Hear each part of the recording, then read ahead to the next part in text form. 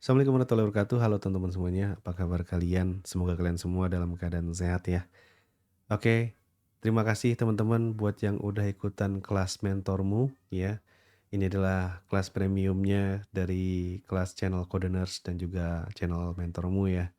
Teman-teman, di kelas ini akan ada banyak yang kita bahas ya. Bagi kalian yang mengambil bootcamp ataupun mengambil mastering web design, kalian akan mendapatkan materi pertama ini teman-teman ya. Materi pertamanya tentang apa? Tentang Visual Studio Code ya, atau text editor yang biasanya kita pakai untuk coding, teman-teman. Nah, di sini untuk instalasinya gimana? Sekarang kita akan pelajarin ya, gimana sih cara instalasi Visual Studio Code ya. Kita coba buka dulu Google Chrome, teman-teman ya. Jadi sekarang kalian bisa buka Google Chrome, terus tinggal ketikin aja Visual Studio Code ya. Enter.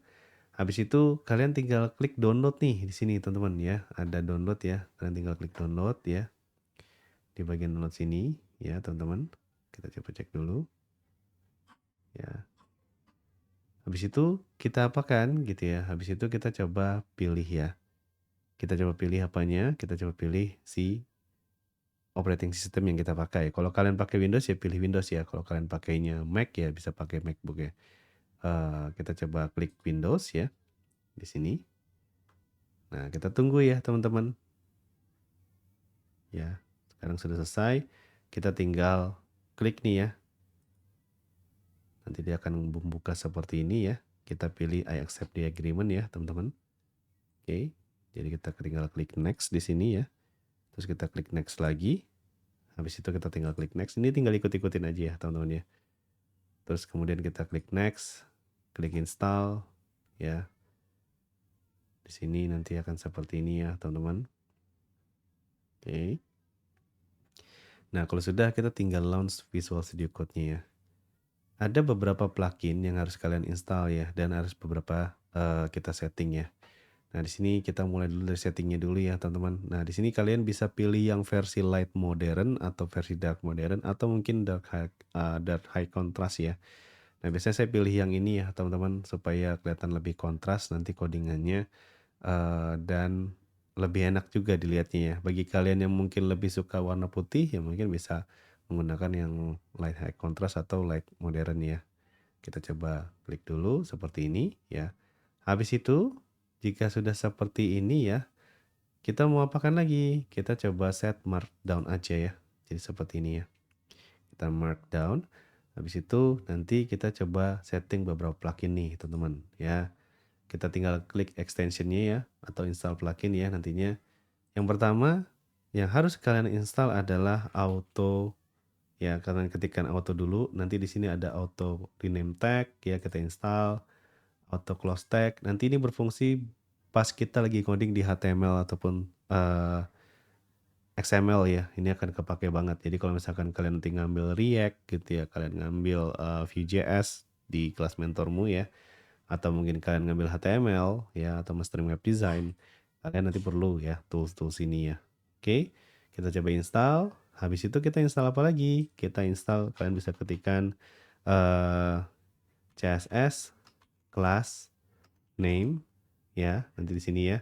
Nanti kalian tinggal klik ini nih ya. Nanti ada IntelliSense for CSS class names in HTML ya. Jadi kita bisa dapetin nama kelas CSS yang udah kita create ya di file CSS kita. Nah, ini dengan klik install ini nanti ini akan lebih mudah buat kita ya. Oke, setelah itu ada apa lagi? Setelah itu ada namanya kita coba ketikkan indent rainbow ya. Nah, indent rainbow ini fungsinya buat apa teman-teman? Ini fungsinya buat ngasih warna ya di indentation kalian nih. Jadi kelihatan lebih jelas ya. Nanti ini punya siapa ya, ini akhir dari siapa. Gitu ya teman-teman, kita tinggal install aja. Terus kita coba lanjutkan lagi. Ada yang namanya di sini kita coba set ya, path intelligence ya, teman-teman.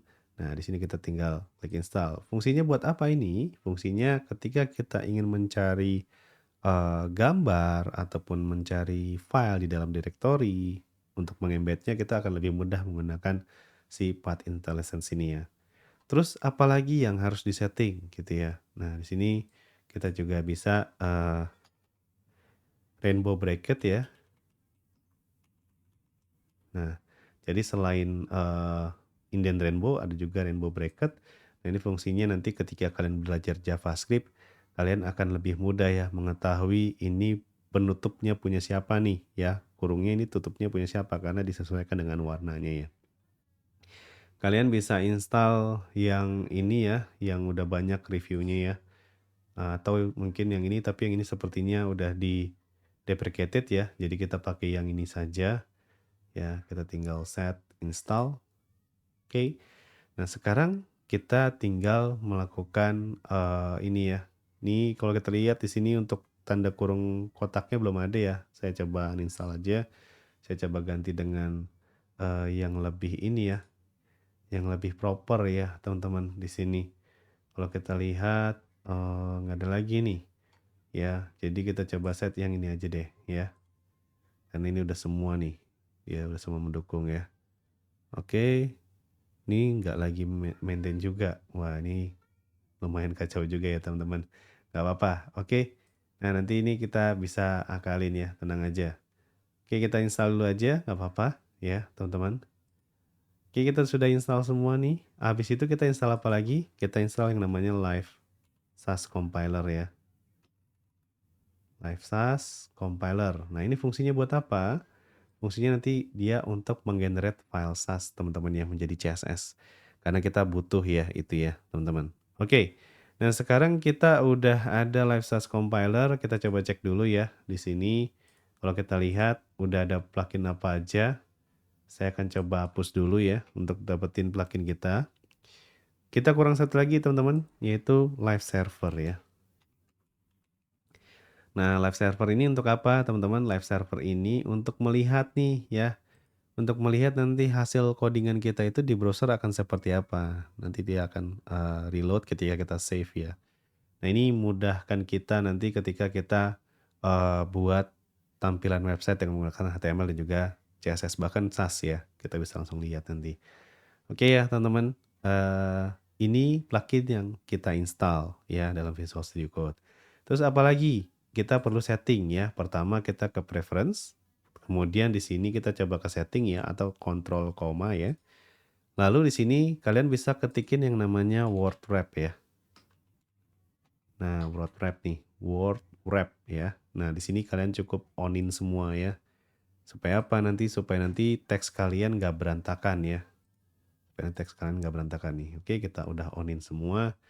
Nah, sekarang kita coba tes dulu ya. Saya akan coba tes dulu teman-teman di sini.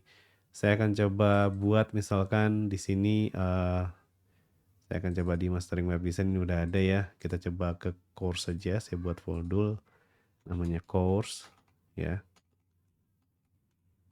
Nah, terus di sini kita coba mulai dengan Visual Basic. Oke, Visual Studio Code tes ya. Oke. Nah, ini kita tinggal drag and drop aja. Klik lalu drop ke Visual Studio Code kalian ya. Nanti kalau ada seperti ini kalian tinggal yes I trust the authors. Habis itu kita tinggal tes ya untuk buat codingan HTML ya. Index.html saya akan coba buat HTML.25 ya. Nah, ini saya akan coba perbesar teman-teman supaya kalian lebih terlihat ya. Nah, jadi seperti ini ya. Oke. Nah, sekarang misalkan saya coba tes dulu ya word wrap-nya tadi, lorem misalkan 100. Nah, kalau dia tidak pakai word wrap nanti teksnya akan ke samping ya, teman-teman ya. Akan panjang ke samping dan itu akan menyulitkan kita. Dengan menggunakan word wrap ini jadi seperti ini ya, jadi lebih rapi. Oke, teman-teman. Nah, setelah ini nanti kita akan bahas tentang mastering web design, terutama basic-basicnya, konsep-konsepnya ya. Bagi kalian yang ngambil mastering web design atau mungkin bagi kalian yang udah mau ngambil PHP ya, kalian bisa belajar basic-basic PHP. Atau di kelas JavaScript juga bagi yang mau belajar tentang JavaScript juga ada. Jadi setelah ini akan dapetin materi-materi sesuai dengan perminatan kelas kalian masing-masing ya. Bagi yang bootcamp pastinya akan dapat lebih banyak lagi. Oke, sampai ketemu di kelas lainnya ya. Wassalamualaikum warahmatullahi wabarakatuh.